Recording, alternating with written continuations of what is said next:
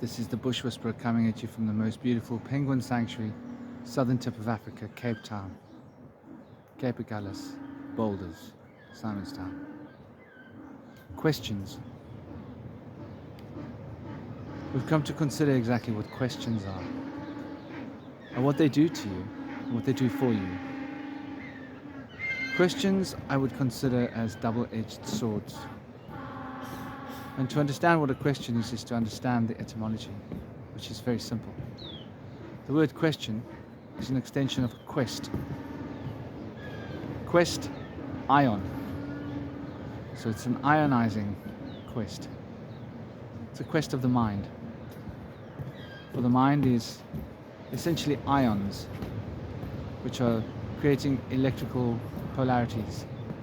And these polarities are rhythmically reflected in the neural system throughout the CNS, the central nervous system, in the brain, and is carried by carrier waves, which are essentially expanding and contracting wavelengths.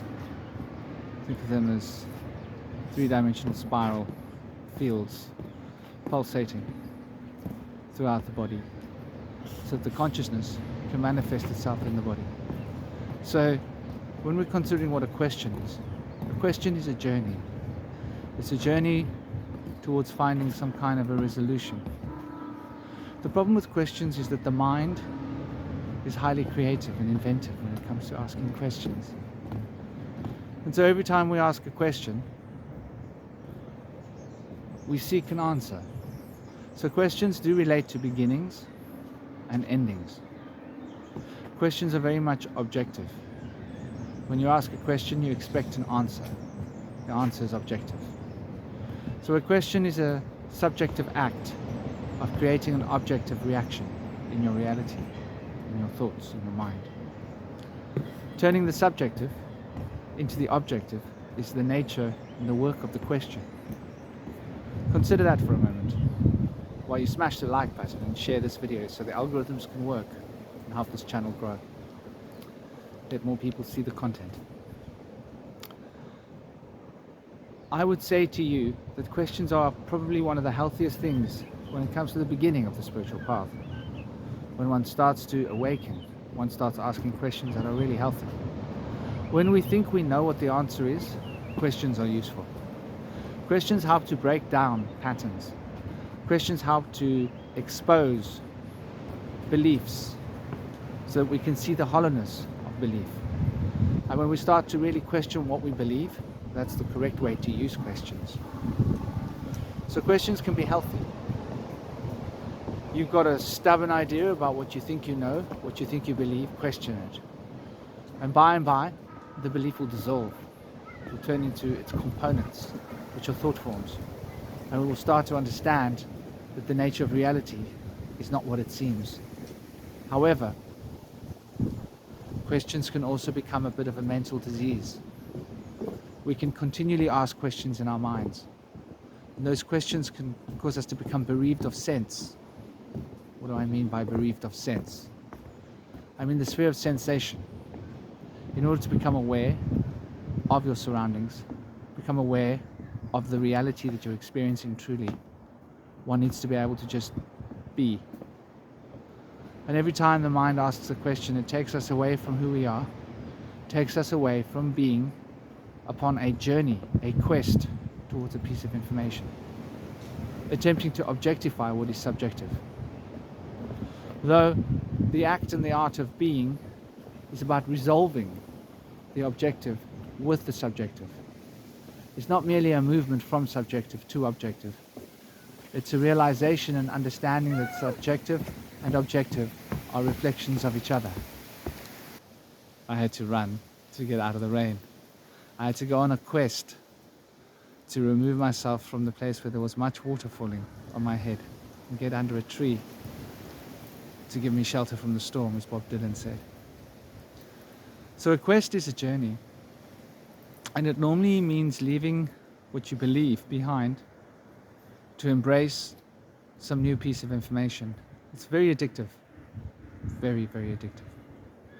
We can lose ourselves in questions. We can lose ourselves on the journey of questions. And it can become an all-absorbing and all-containing and all-directing flow of force and thought and mind. So to understand that questions are a half of the story, they always require an answer. And so every time you ask a question, you lock yourself in. You become entrained on a journey toward an answer. And the fundamental questions in the world don't have answers. For the question is the act of releasing what we think we know. So if you want to be able to utilize questions to their full potential, ask questions, but seek not answers. That hashtag BushWhisperer, you can use that one, it's quite cute. That's the secret in my perspective of being able to not be locked in. When you think you know something, ask the question of it, but seek not the answer. Because when you seek not the answer, you will merely uncover what's not true. And you will leave what's not true as being filaments dangling from a coil, if you would. Imagine that as a picture and an image. Because the moment we have expectation of an answer, expectation of a result, we start to lose ourselves in the process. This is quite fundamentally and important for us to understand this, to be able to grasp how the mind and how questions can become an inhibition that prevents us from experiencing reality. And it is so often that we see people stuck, locked in their minds, asking questions over and over. I have a 6-year-old, Joshua Eli, and he asks questions again and again and again, the same questions. My dad used to be very patient with me, and I try and be as patient with him as I can, but there comes a point where I say that's enough for questions. Because if I don't, they won't end. And they'll get faster and faster until it's just a series of him asking questions all the time, and they repeat themselves. Because when a question doesn't get a satisfactory answer, it comes again and again. And then the mind gets locked in this cycle of repetition, of asking the same questions again and again and again. So we need to be very careful, because there is a seduction that questions hold. They give us the appearance of knowledge. We seem to be learning something when we're asking questions, and very often we are, but at a price. The true way towards inner knowledge is acceptance.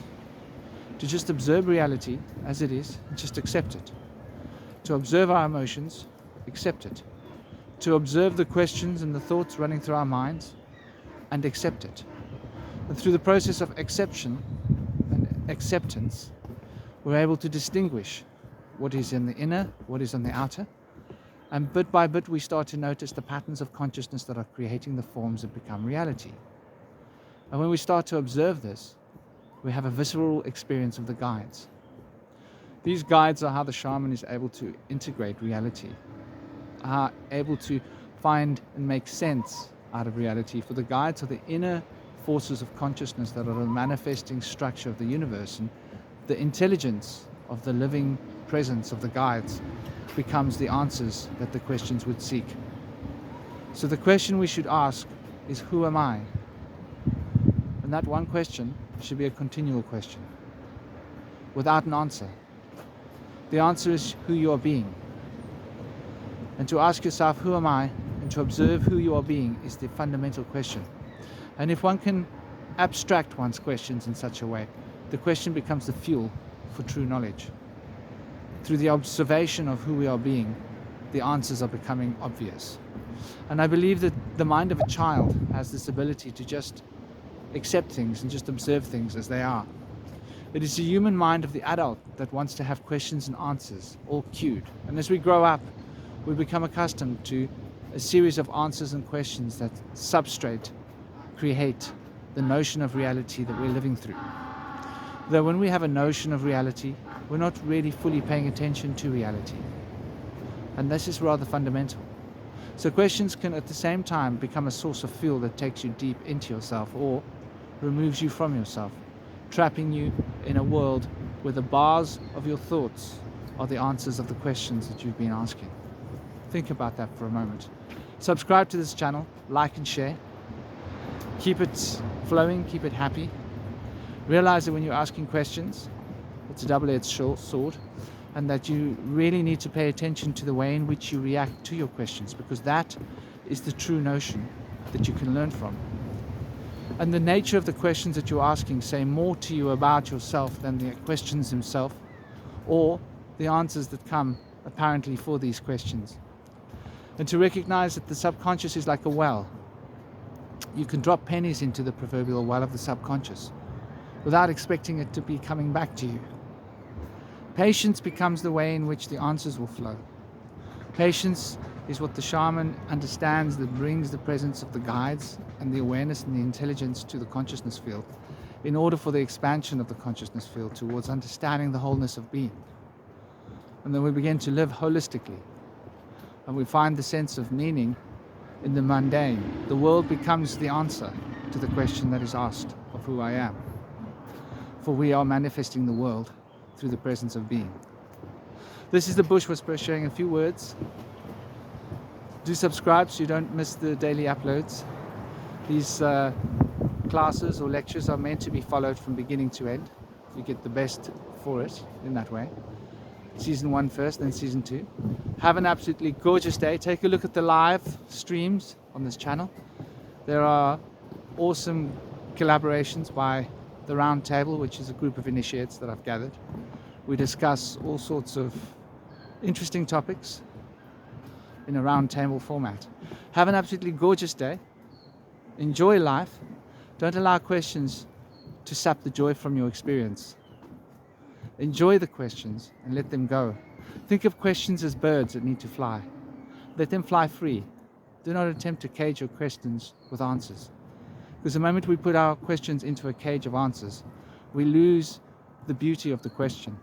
For the question, when left unanswered, is a beautiful spiral. I want you to consider the shape of a question mark. It's a spiral that moves towards a point. Think about that for a moment. It'll give you an insight into the nature of what is actually happening and how a question can be used to advance one's spiritual awareness and knowledge. Have an absolutely gorgeous day. Keep it real. Keep it sweet. Don't forget to smile. And don't follow your questions into the cages of thought. Allow them to fly free as birds. Om Shanti.